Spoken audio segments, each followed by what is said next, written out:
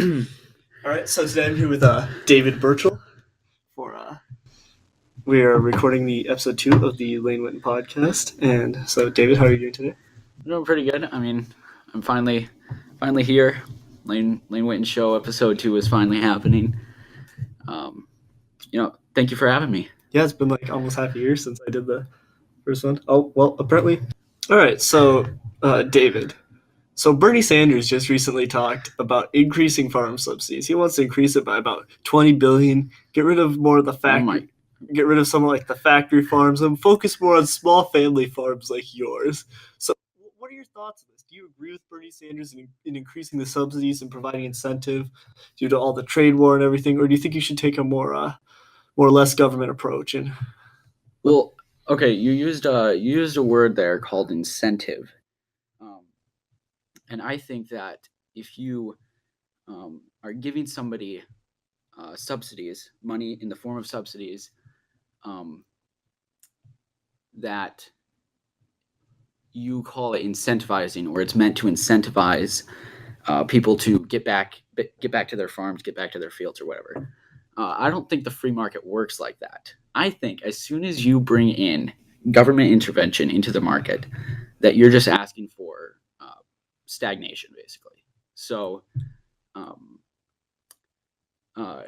contrary to popular belief, I am against farm subsidies 100% because I think they're just they're unnecessary, and they really just keep people in farms that could be factory farms. All right, so David Burchell, what are your thoughts on factory farms? Because the factory farms, they're pushing out the smaller, like family-owned farms and decreasing their livelihood, forcing them to go to other jobs, and then just buying out their land and making these massive super farms that produce low-quality goods with animals in small, cooped-up spaces. That's bad for the animals.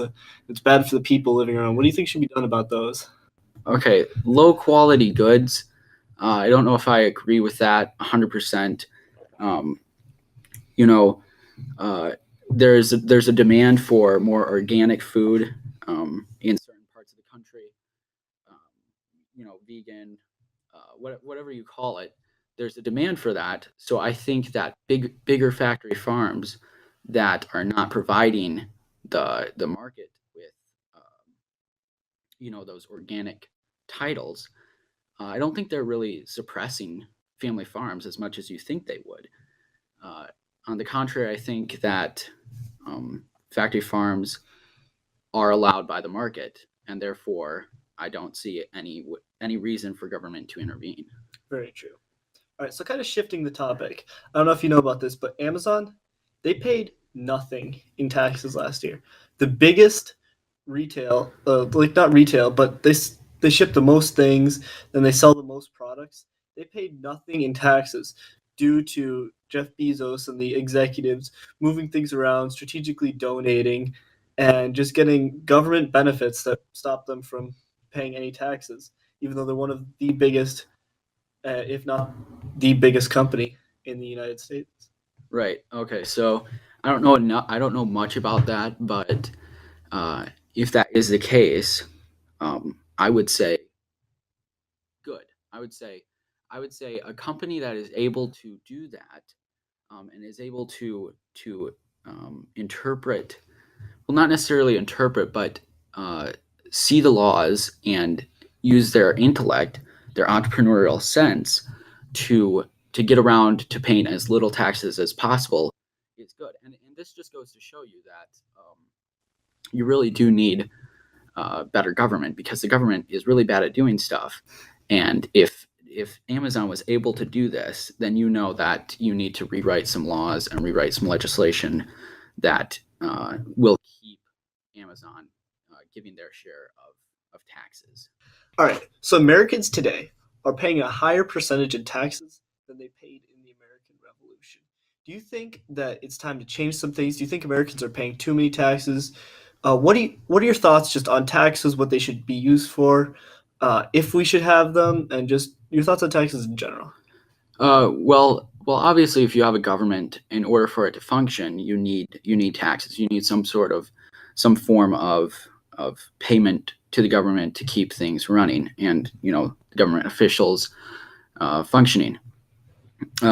So I think that taxes uh, are needed, are necessary, but the form of tax is where where liberals and conservatives differ, because there's something called a progressive tax that is basically de-incentivizes you to make as much money as you can and contribute as much to the market as you can.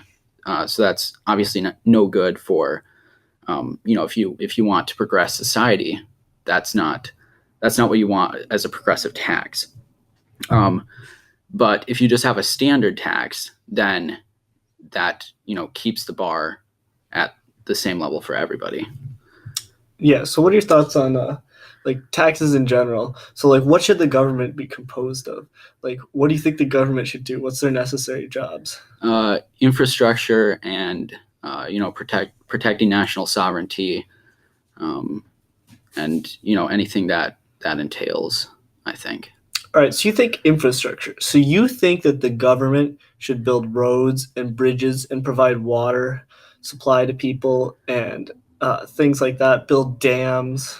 I think they should oversee it. I think that you need a higher power to oversee the construction of such a big project and operation such as infrastructure to ensure the quality of it, at least. So you don't think that the free market will do a better job of ensuring the quality of things due to the based on the government? But the free market does. It's the government that pays into the free market to improve infrastructure. It's the contractors and the builders and the.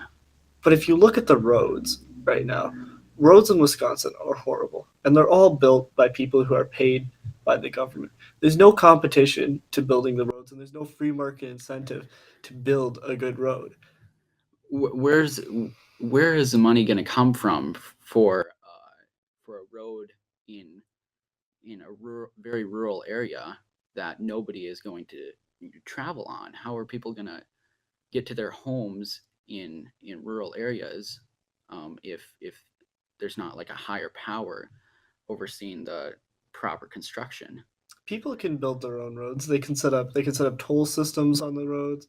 There's different innovations that they could put into the cars to track usage on the roads, and then they could even set up a thing to charge like car manufacturers, and then the car manufacturers could send a bill to the people who own the car based on them driving on the road. There's a lot of different. Okay, so are you against government overseeing infrastructure? Yes, that is correct. I think the free market can do a better job of the government. But I think you're missing the point. I think the government is not the one putting the infrastructure into place. It's the free market. It's the government that is overseeing. So you think the government should set up like bids between contractors to try to determine like which contractor builds the roads? Because the issue there is then you have two contractors and they each keep bidding lower and lower than each other to try to figure out what the minimum that they can spend, that they can get paid to still build this road for. That's how government contracting works. Okay. Yeah. I understand that, and obviously there's a flaw in the system. But I'm just saying, where is the money gonna? How are you gonna get enough money together to adequately put roads into place in areas that there aren't as many people, or they just. Well, advertising could be a big thing. Like companies who build the roads, they could then sell the advertising rights to those roads to different companies who would fund the construction of the roads. And then obviously there's the toll system. But who would pay for that? Who'd pay for it? Well, the free market would determine if there's a need for those roads, and then the free market already the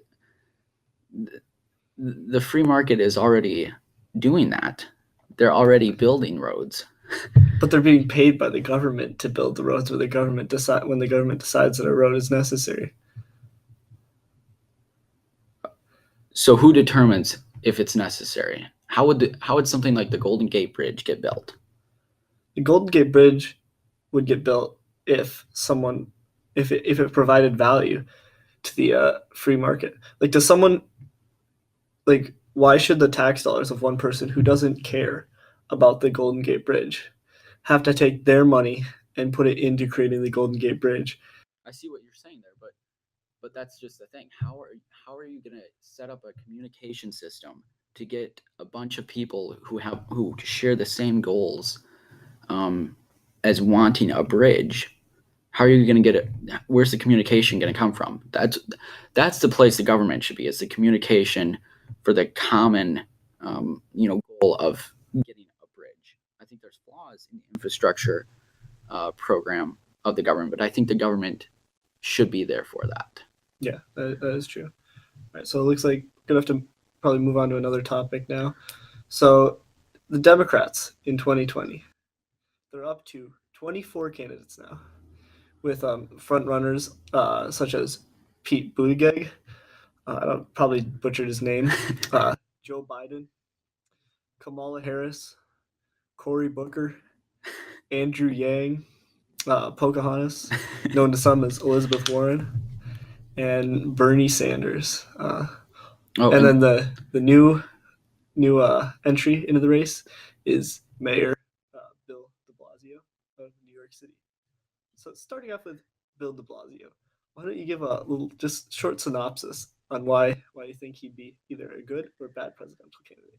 Oh, well, I mean, I think his approval ratings in New York City speak for themselves. Of 20% of New Yorkers have a positive view on him. So I think just you can immediately throw out the idea that he's going to win the presidential election. It's just kind of a joke. I mean, even if you go on to fake news, CNN, you immediately see that even them, when he announced his run for presidency, that they were just destroying him basically. So I don't know if you know this, but the New York Police Department does not like Bill de Blasio, and they do not want him as president. And recently, both of those groups protested Bill de Blasio at the same time, both Black Lives Matter and the NYPD. So how bad of a candidate do you have to be to unite Black Lives Matter and the police against you? Obviously, very bad. I mean, it's like I said, it's just basically a joke. And yeah. So Bernie Sanders, what are your thoughts on him? I mean, it's going to be like last time. I think in 2016, I think he's just gonna, everybody's gonna think that he's gonna be the one. And I mean, it's possible because you don't have somebody as adamant as Hillary Clinton, who was a female. That was the only reason she won the nomination. Yeah, exactly. So I think that he might stay towards the front, but I definitely think he's not going to be the primary that they go with. I think it's going to be either Elizabeth Warren or Joe Biden. So a lot of people are thinking that the Dems will put a minority as their front runner because they want a minority president. They want someone who's got all the positive characteristics. All the So that immediately throws Joe Biden out of the race, who's an old white male and straight. It puts Peter Buttigieg in, who's the first openly gay person to run for president, I think. Oh, okay, he's gay. I didn't know that. Kamala Harris, who is both black, stupid, and a woman, which makes her a perfect candidate in the Democratic Party. Yep. Cory Booker, Spartacus, releasing some documents which were already released, trying to break laws. And then, of course, you have the the Indian, the Native American, who is one in 1,024 Native American, which obviously. Pretty sure I'm more Native American. I mean, we're all Native American. I hate that term, but that's the way it is. So, what are your thoughts on Elizabeth Warren? How much of a chance do you think she has against Donald Trump if she won the nomination? I mean, it just might be a sympathy run for her. I think she might have acquired enough sympathy for people to want her as the primary, just because of what the mean things Donald Trump said about her in 2016, or in the past few years, I think it just might be out of sympathy. Yeah. But I don't think she's going anywhere. Like I said, I think Donald Trump is a shoo-in basically. And then lastly, Andrew Yang. I don't know if you know much about him. Do you know? I don't know much about him. So Andrew Yang has proposed a basic income of $1,000 a month to every person over the age of 18. He thinks automation is destroying the economy by eliminating low wage and manufacturing jobs. He wants to regulate and diminish automation, and while creating I think Medicare for all, but like not at the same time. He wants free healthcare, like common sense healthcare or something like that. Okay, so just your standard, socialist or whatever. Basically. Just your you hear that and you're like, what is your dream for the country? You just want stagnation. You just want, you don't like progress. You don't like the formation of new industries, because when you have a free market, even though the manufacturing industry is going to decrease quite a bit with new automation systems and automation of it, the free market is fueled by spontaneity, meaning new industries are naturally gonna spring up, and regardless of the manufacturing industry downfalling, people in that industry are going to move out of it and see a demand come from the free market, and they're gonna entrepreneurialize and work towards earning money, and in doing so they might bring up a new industry. Yeah. So the another issue with the $1,000 a month would be you're over 18, you're trying to pay for college, so you get a job at McDonald's. Instead of working at McDonald's, you're now just getting $1,000 a month, eliminating all those minimum wage jobs, and they're just gonna all be robot cashiers now. There won't be anyone working at McDonald's, and so it's just hypocrisy at that point. It is. It's just very contradictory. Obviously, he probably never really had a chance. Yeah, he's not going anywhere. And then with Joe Biden and this whole controversy over touching people on the shoulders. Yeah, so once again, that's why I think Donald Trump is a shoo-in for 2020. So Donald Trump has made a couple of mistakes. Well, a couple's an understatement in his over 2 years of presidency. And one of the more recent ones that he did was a tweet that he sent at I'm not sure when it was. Here, let me just bring it up. I'll put it up on screen for the viewers. All right.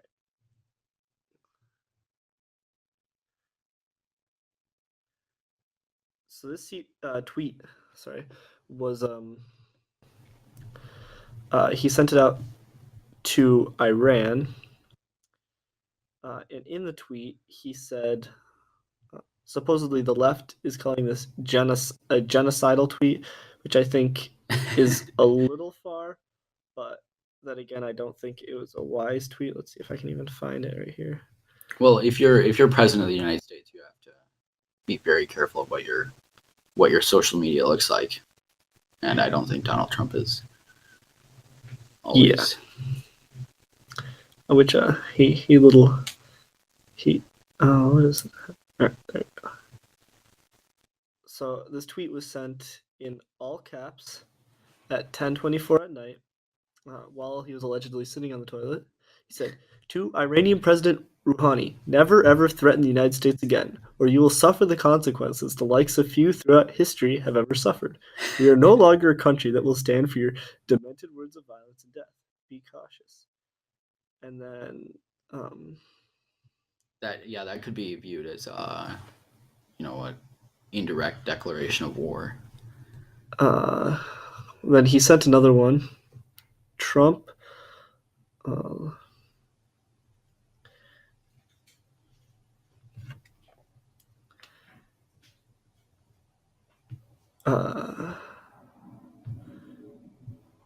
Let's see, why is this so hard to find?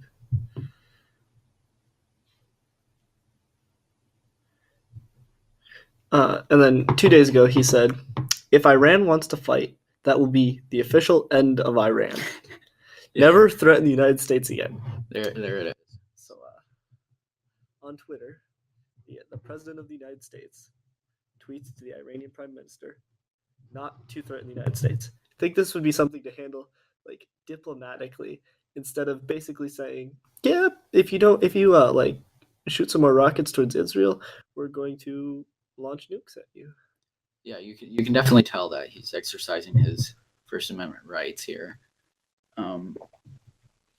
But yeah, I just don't think it was very wise, as most of the population thought so. But I mean, it'll blow over. Pretty much everything Donald Trump does just is, he's untouchable because he's Donald Trump. He's The media has already they've tried their hardest and they can't Right. win. Right. So big controversial topic right now for some reason is abortion. For some reason, half the country thinks that killing children is a good thing that we should be doing on a regular basis. Oh, and the problem is, some people think that this totally unique human being, from the point of conception, is part of a woman's body, which I have no understanding of how that happens. It's connected by an umbilical cord, but that doesn't make it part of the body. It's got its own unique DNA. Right. From the point of conception, it's a totally unique individual. So in Alabama, they recently just passed a law restricting almost all abortions, except in very rare cases where the mother's life is actually in danger. Now, a lot of people on the left are protesting, saying it's a woman's body, it's her choice, and then if you don't have a vagina, then you don't have an opinion on this matter.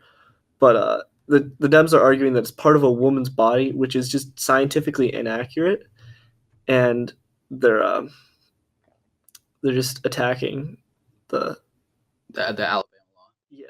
Okay, so and the part you said about if you are not like a woman, that you don't have an opinion on this, is really hypocritical to the feminism movement, for the search for equality that we all know and love.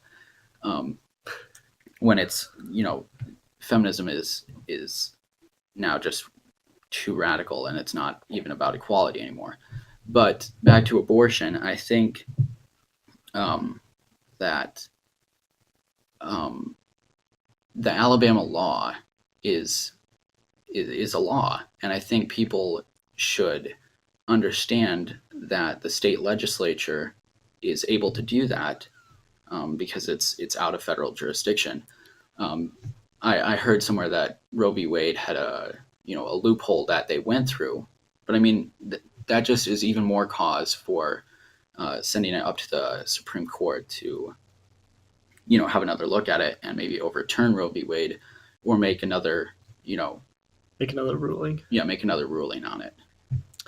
So you talked about government legislation, and in Vermont, Bernie Sanders' home state, they recently just altered their constitution, making abortion a constitutional right in Vermont.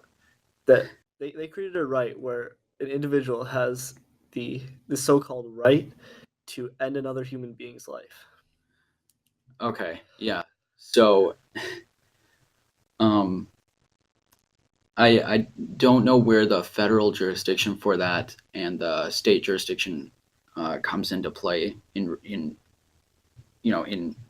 context of a constitution. But yeah, that obviously needs to get sent to, and it probably will get sent to the Supreme Court. In a final ruling of Roe v. Wade.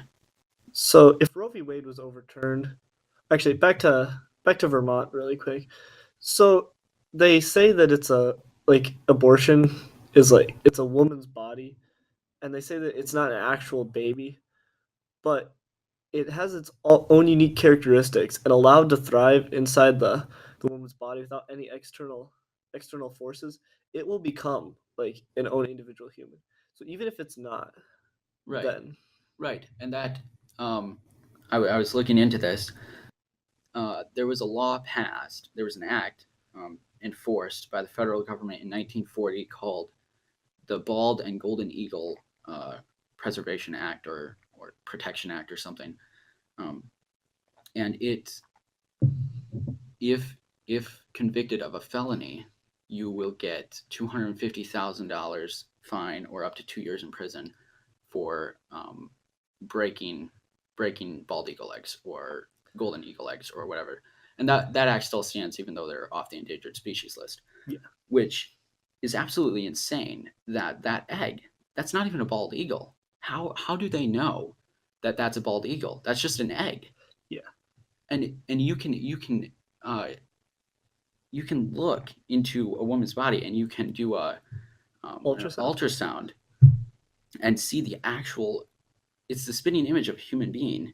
And, by 22 weeks, it has its own, not by 22 weeks, by 22 days, it has its own, beating heart and everything like that. And by 12 weeks, it can feel pain and all that. And we know that. And yet it's still being done. And you get penalized $250,000 for breaking a bald eagle egg. But it's encouraged to kill a human. Exactly.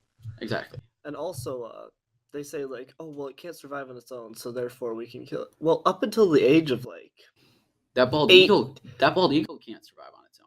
Up until the age of 18, for most people, they really can't survive on their own. Yeah, exactly. So you could just kill anyone up until the age of 18, or also people with like a pacemaker. They have something keeping their heart going. They didn't have that pacemaker, they wouldn't be able to live. It's just like the umbilical cord. And here's the question: Why is if you kill a pregnant woman, you get charged with a double homicide? How does that work? How has that not been redone? Actually, that's true in every state except for New York, where they recently just got rid of double homicide and changed it to single homicide. Okay, well, yeah, there it is. I mean, I just don't understand how this is such a hard topic for people to grasp their head around. But history will look back and be like, and not understand why we were. Yeah. I mean, talk about history repeating itself. You look at slavery and how right everybody thought that was. Of they didn't have rights, the 3/5 law and everything like that. They didn't have rights to life, liberty, or property. They were property. They didn't have any rights, so you could just go owning them. And now people are doing the same thing with unborn children. They just think that they don't have any rights, that they can just kill them. Right, exactly. All right, so to kind of close this up, I don't know when Brandon works today, but I will give him another call just to see what happens, and then we'll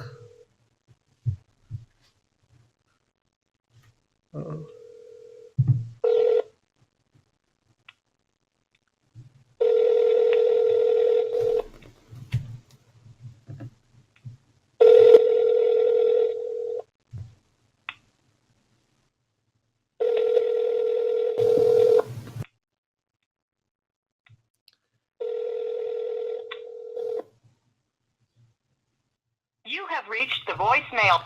Well, that's unfortunate. So, yeah, and with well, can I ask you a rumor, Mr. Whitten, that you supposedly had, you were a Khan Academy expert and everything like that. You had, lots of organizations on there. Lord of the Rings Club, Khan Academy Times, Minecraft Club, and everything like that. How has that impacted your view on society and your switch into a public high school setting? All right, so starting off with the view on society.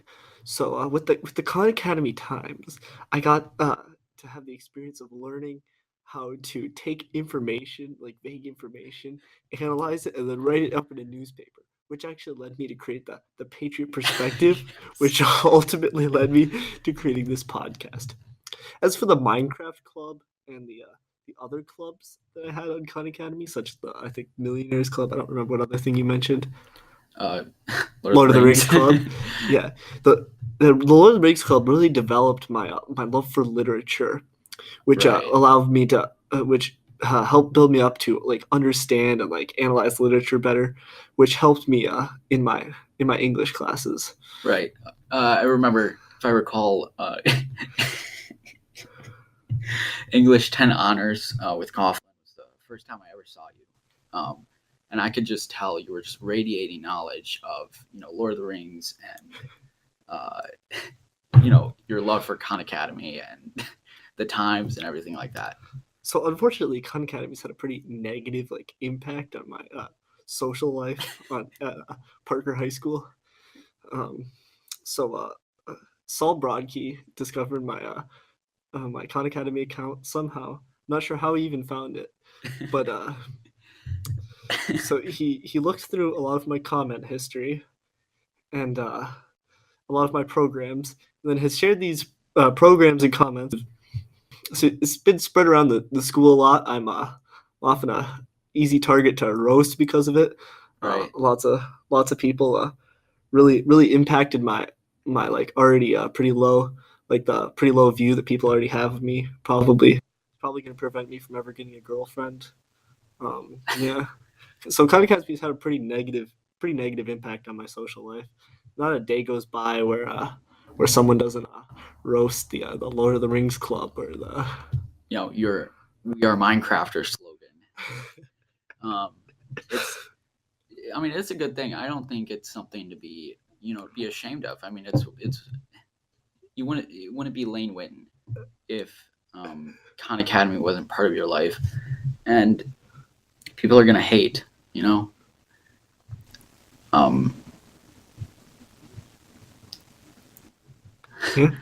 Yeah. Well, it was a pleasure to have you on, David. All right. I hope to speak with you maybe in a further episode down the road. Oh yeah, that'd be great. Maybe we can have a better setting, better setup, yeah, better lighting, better studio. And of course we can have. You should have some other popular people on here. I hope to see an episode with Saul Mendel Broadkey and Brandon Varela Gunderson. Yep. Right, well, yeah, thank you guys for watching. Be sure to hit a like, drop a subscribe on the YouTube channel, and check out episode 1 for my talk with Christian Watkins. And have fun editing this, AJ Miller. Yeah, I'm sure you'll make a good compilation video. And yeah, send me the other one too. All right, and yeah. All right.